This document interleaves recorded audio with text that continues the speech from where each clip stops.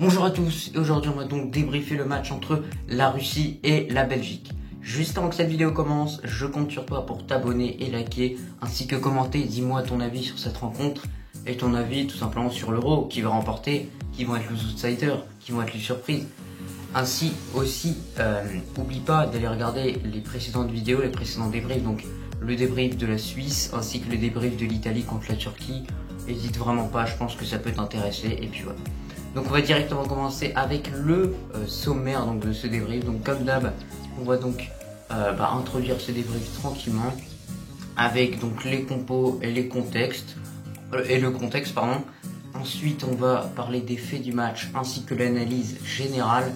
Ensuite les tops et les flops. Ensuite mon homme du match et ensuite les notes des joueurs que je passe vite fait. Voilà, tu regardes comme d'hab, tu mets pause pour les regarder un peu mieux. Sinon ensuite on conclura, voilà, tout simplement.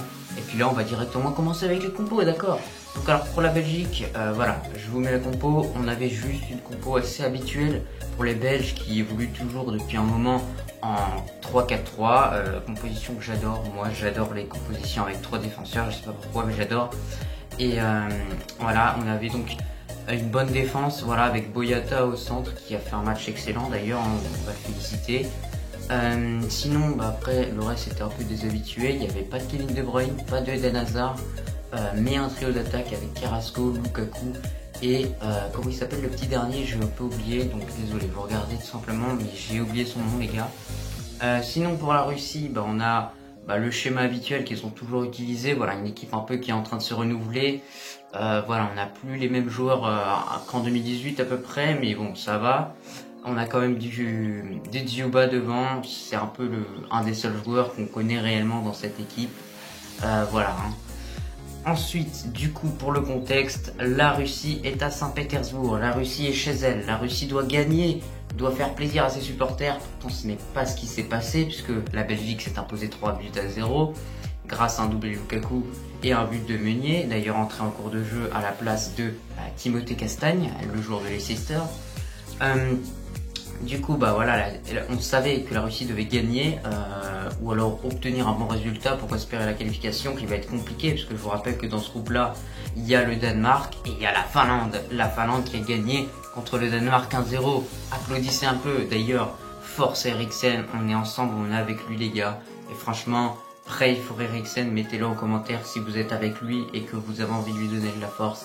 Moi, on lui donne de la force et franchement, ça m'a vraiment choqué ce qui s'est passé. Bref, c'est pas le sujet de la vidéo.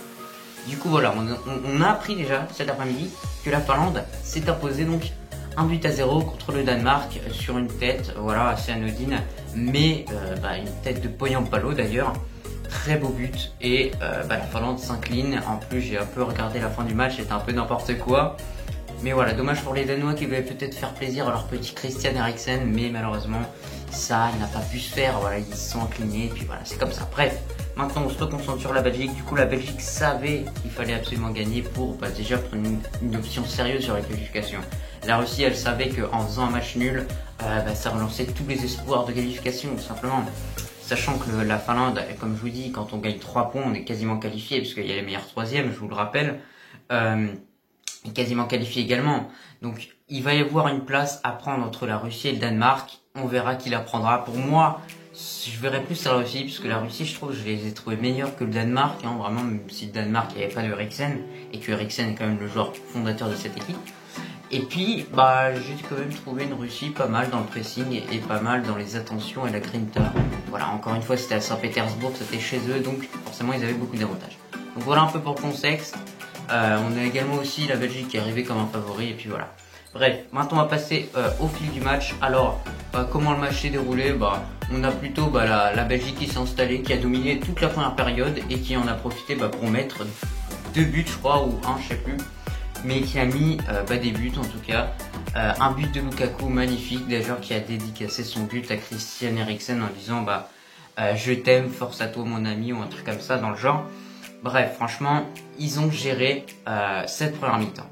Ensuite, deuxième mi-temps, Ils l'ont également abordé comme la première mi-temps en se dominant, mais il y a une petite révolte des Russes qui ont bien pressé, je trouve, et qui les ont embêtés dans les premières minutes avec assez d'offensives.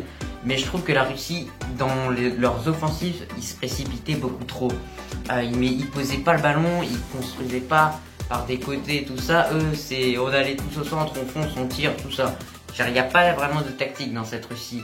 Et peut-être que les individualités sont bonnes, mais s'il n'y a pas le collectif qui suit, c'est mort. On va se le dire, les gars. Par exemple, la Finlande, c'est une équipe qui a que du collectif et peu d'individualité, à part Poki.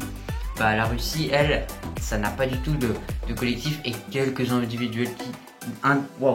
individualités par-ci par-là, comme Duba, etc.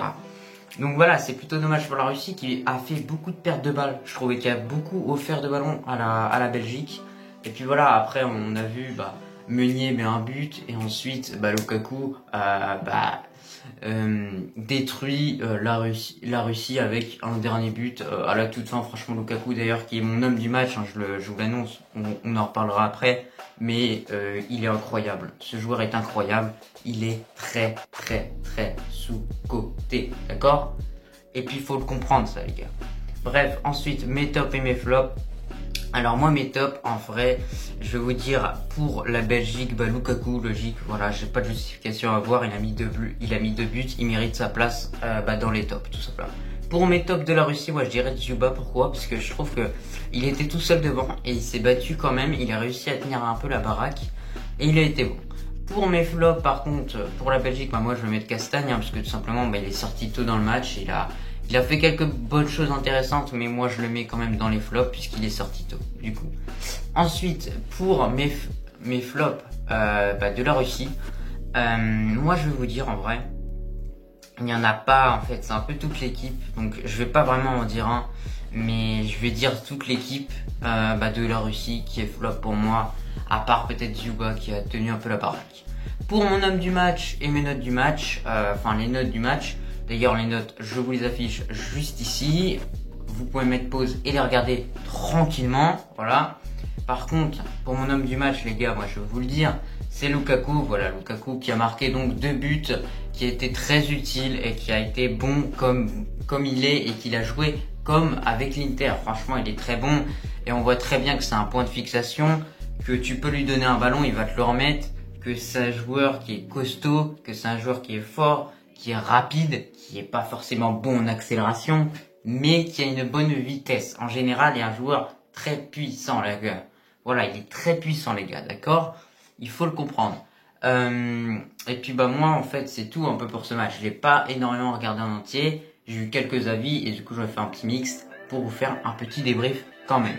Sur ce, j'espère que tu as bien aimé la vidéo et moi je te dis à la prochaine pour un prochain débrief. Le prochain débrief ce sera sur les rencontres de demain. Je sais plus à quoi comme rencontre.